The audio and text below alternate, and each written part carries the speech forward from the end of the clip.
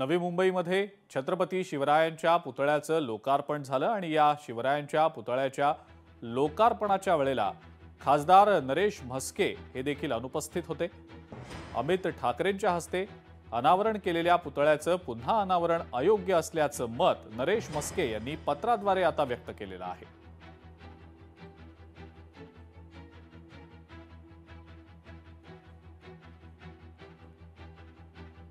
संपूर्ण महाराष्ट्रात शिवभक्त आणि शिवप्रेमींमध्ये आनंदाचं उत्साहाचं वारण होतं।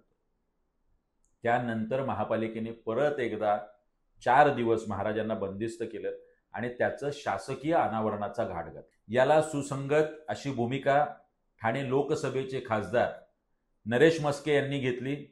आत्ताच त्यांची भूमिका माझ्या वाचनात आली की श्रेयवादाची लढाई लढू नये। अमितजी ठाकरे यांनी उद्घाटन केल्यानंतर त्याचं परत एकदा उद्घाटन होणं हे संयुक्तिक होणार नाही। त्यांच्या या भूमिकेचं महाराष्ट्र नवनिर्माण सेना म्हणून आम्ही स्वागत करतोय, त्यांच्या भूमिकेचं आम्ही समर्थन करतोय। लोकशाही मराठी ऐका, पहा, जागरूक रहा।